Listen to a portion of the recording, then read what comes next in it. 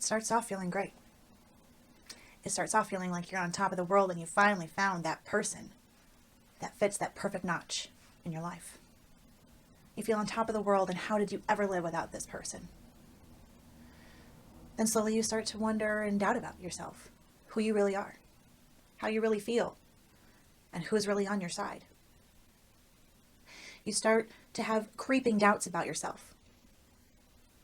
You wonder how you got here and where you're going. You start to feel like you're not good enough for good things to happen to you. You start to feel not good enough for good people or good things to happen. You start to feel like you're not good enough even for the person who's treating you so poorly. Yet you still feel the need to try. You feel the need to try to impress that person who clearly doesn't see your worth and clearly wants to make sure you don't see it either. You feel abandoned by the one person you thought you would have for the rest of your life. You feel abandoned by the person that became your safety net, your go-to in the good and the bad.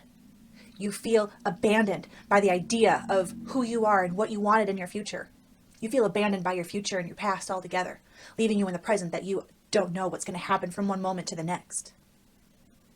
You feel like others' ideas and wants and needs matter far more than yours, far more than your own, to the point where you don't even know how to take care of yourself, or maybe even what it is you want for your own life.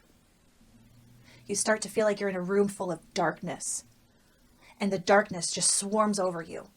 And suddenly you feel consumed by that darkness, and you can't see anything but just glimmer of light from time to time.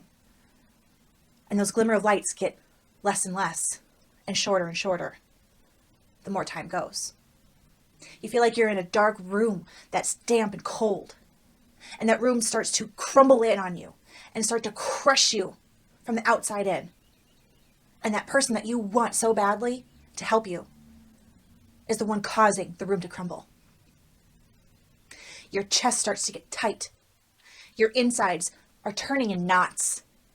Your head is swarming of thoughts, analyzing every situation, every conversation. How did this happen? How did you get here? How should I have handled this situation? How is his actions my fault? But there's no clarity there. It's all fog and mist and darkness that you can never make clear or make any sense at all, because there is no sense to it. You're unable to express any feelings at all. And when you finally do, they're usually outbursts. You hold them in and you hold them in and you hold them in until finally they erupt like a volcano. And then you feel guilty for how you just reacted. Maybe they're right. Maybe you do have a problem. Maybe they're right, you are worthless. Maybe they're right, it is your fault that they treat you this way.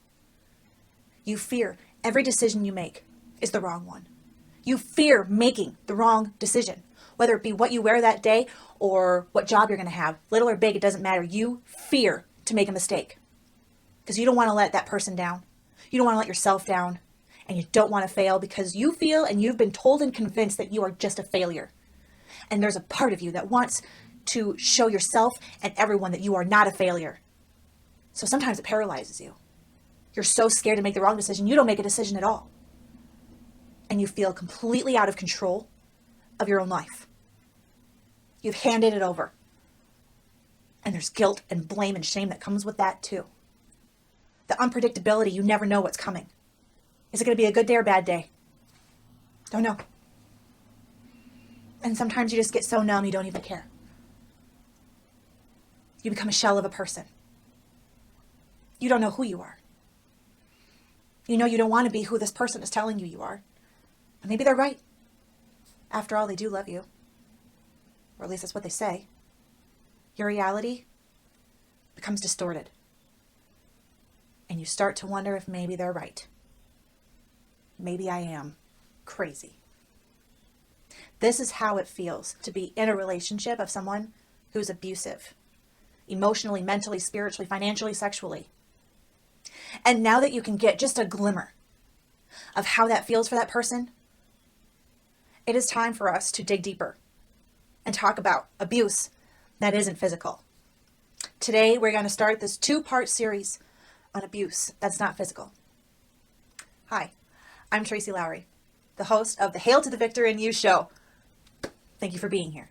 Now pull up some popcorn, bring a friend, hit that subscribe button, share it with your friends. I know everyone knows at least one person who needs to hear what we're going to talk about today. What is mental and emotional abuse? What does it look like? What are the signs? What do you do? We're going to talk about that today. And